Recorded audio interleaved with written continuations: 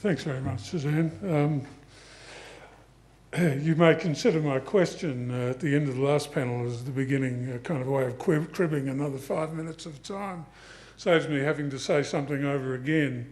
But I do have a paper, and I'm sure that what I will say will only cover a bit of it. So I have a dozen or so copies. If anyone wants one, just come and see me. And if I run out, I'll be pleased to email some to you.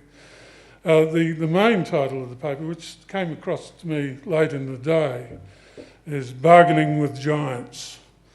That comes before Why Is There No Dialogue with China Over Iron Ore? And that obviously is what I want to talk about. And some of you will, of course, immediately, the mention of the word giant will conjure up images of Coral Bells, one of whom has been mentioned many times already this morning. One of the great little papers she wrote in the last decade of her life about living with giants. She was talking about population problems, Australia being, I think, probably number 30 or something in world population terms. But there have been others, of course, who've talked. I think Alan's written something about living with giants and walking with giants, so Ross Babbage. Others want to play arm wrestling with giants or arm ripping with giants.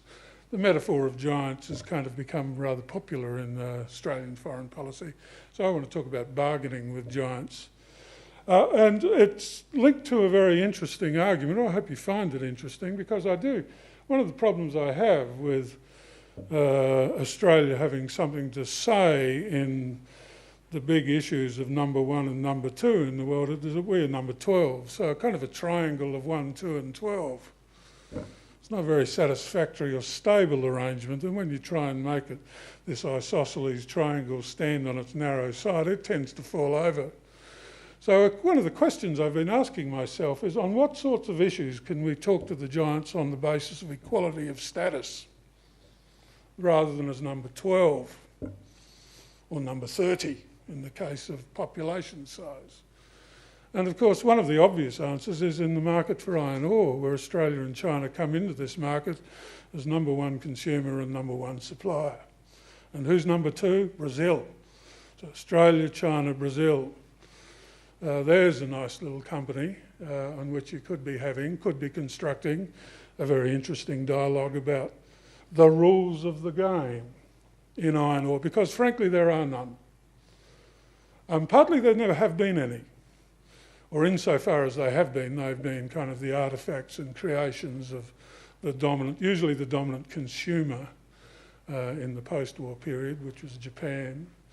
But there were no rules of the game. There were no multilateral rules of the game for any commodity that came out of the Bretton Woods system.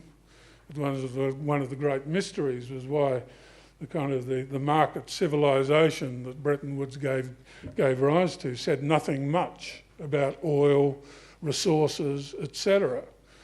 These were not covered in any great detail. They would have been covered better had the International Trade Organisation ever been brought into existence. There's a whole chapter of the ITO Charter which was going to be about the trade in commodities, which was very, very significant at the end of World War II, and in the Asia-Pacific still is very significant, frankly.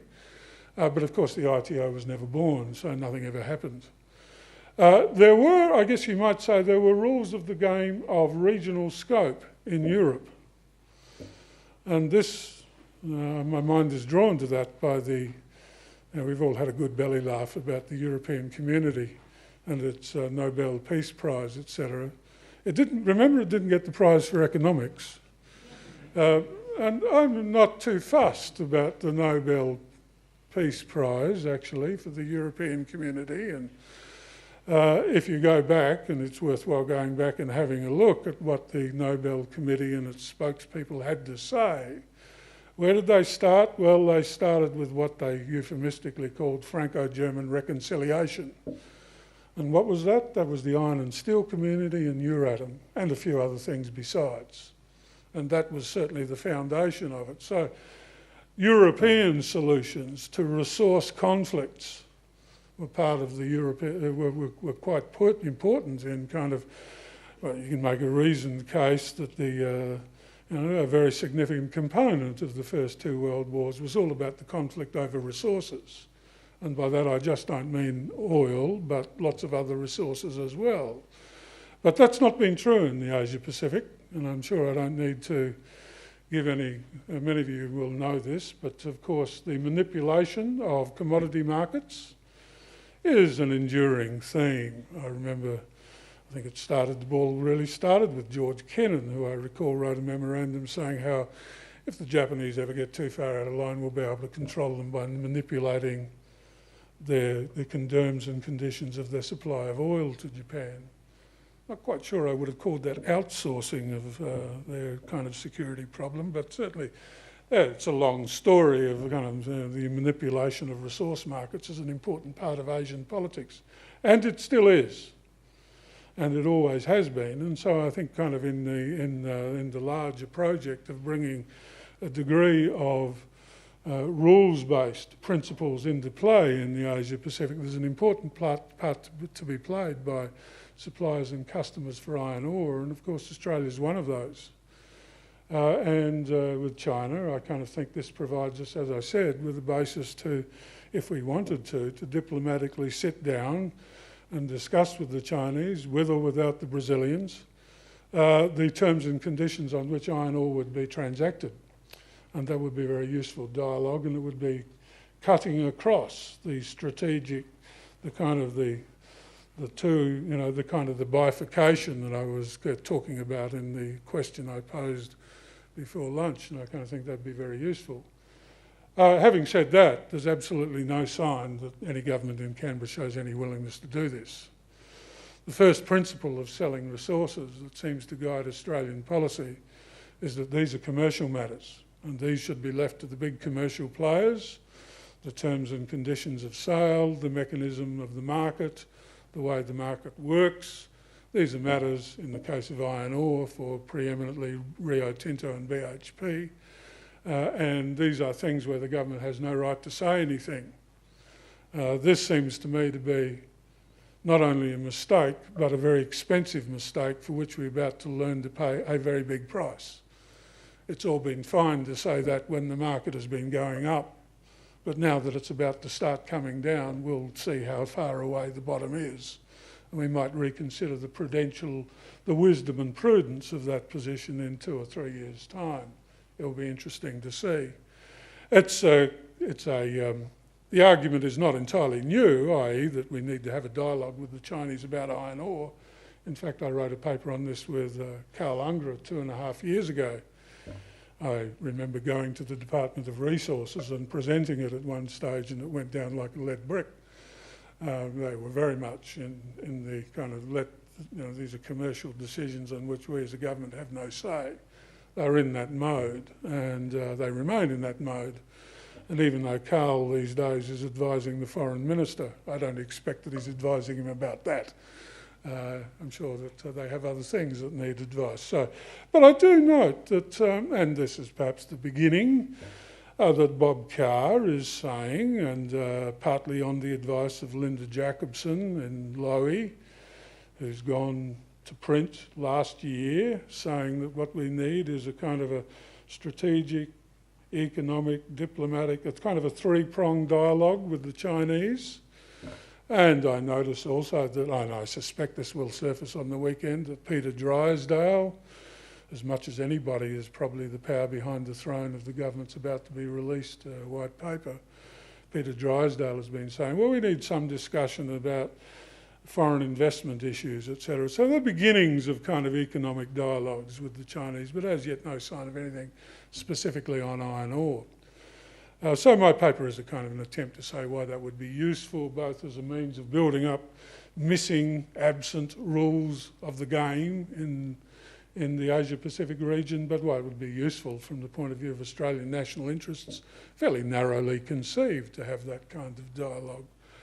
The paper invariably says a fair bit about the iron ore market. No, I'm not going to have time to kind of really drag you through that, but it is worth saying that 30 years ago, when Japan was coming into the world of steel building with a seriously rebuilt steel industry, and Australia's Pilbara region was being built up to supply the Japanese. Of course, at that time, the Japanese were not very keen, and the Australians would not have been keen to receive any significant amounts of foreign investment to develop the mines.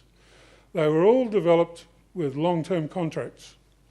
The Japanese fronted up and said, well, here's a bit of paper that says we're going to buy X squillion tonnes a year, plus or minus 10%, at this price, plus or minus 10% for the next 15 years. And the various kind of mine developers were able to take these long-term contractual letters to their bank and say, give us the money. And the money was forthcoming and the markets unfolded. And there was a sense in which these long-term contracts evolved in a form of confidence building, I guess you might say, economic confidence building. One of the very, I think, retrograde steps of the rise of China is that these have disappeared. We now have an iron ore market where the predominant form of sale is probably monthly contracts, possibly 3 monthly, but probably about 50% of all sales, a bit hard to know, 50% of all sales now really being done on a spot market basis. That is the price of the day on the day. I use those words, that's the slogan that BHP under Marius Kloppers has championed, and BHP has been the company that has, I think in recent times, has overseen the transformation of the iron ore market from one that was based around annual price negotiations to a spot market, predominantly spot market kind of a contract. So BHP, in my view, has a lot to answer for in terms of the degeneration of the institutional quality of the iron ore market, and they may pay indeed quite a high commercial price for that. And indeed, I noticed that as soon as the price started to turn in iron ore, which was about a year ago, in fact it was almost about the same time that Obama was in Canberra, as soon as it started to turn, BHP started saying, oh, well, perhaps after all, contracts weren't so bad. And so, contracts look better on the way down if you're selling, whereas they don't look so good on the way up if you're selling. So there's kind of been a bit of a change of tune, but no real change of tune yet in Canberra. Where will the market end up? That's kind of how far down is down. This is now the question that's before us. And I guess I'd like to say a bit about it because it does fade into some of the things that Herman was saying and Mike Sullivan also this morning. And there are, of course, a variety of views out there, and these are only mine. Of course, the price is now up from where it was a few months ago. Roughly 2 months ago, the price of iron ore had come down from $180, Obama doctrine time, to $86, I think it got down to. And then it's had a bit of bounce, whether it's dead cat bounce or something a bit more lively is still yet to be determined, up to 115 or so. Where will it go from here? Well, the conventional view amongst the Australian kind of iron ore miners, including the newcomers, Fortescue Metals, is that the companies that have fallen out of the market have largely been Chinese, that they are high-cost producers.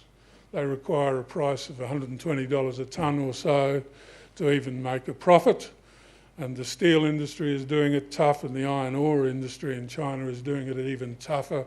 And these are the guys that have dropped out of the market, whereas BHP and Rio and even Fortescue Metals will continue to do quite well at $120 a tonne. So, relatively speaking, we're not too bad off. It's true that prices are not what they were, but volumes are still pretty high. And that's a kind of a classic sort of cost curve argument, where the Australians at the bottom of the top cost curve and the Chinese at the top. And so far it's been borne out. But of course the other thing that I think is going to happen, and this will be a slower burning dynamic, and it may kick off with the Chinese stimulus that I expect to be rolled out in the, sort of around the end of this year, beginning of next year, sometime like that. There will be a kind of a migration of the Chinese steel industry away from the coast.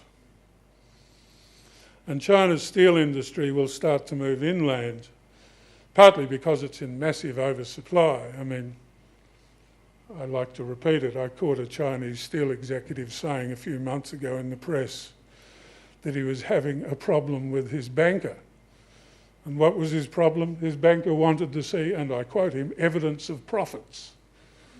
I wonder what his banker previously wanted to see, presumably evidence of connections. But anyway, yes, so there's all sorts of profitability problems, but I expect we're going to see a migration of China's steel industry away from the coast and the development of coastal cities inland. And as it does so, it's going to make it much, much more difficult for Australian ore to reach those inland steel industries, because they'll have to be, the ore can't be unloaded at the coast without being put on the railway carts and carted inland.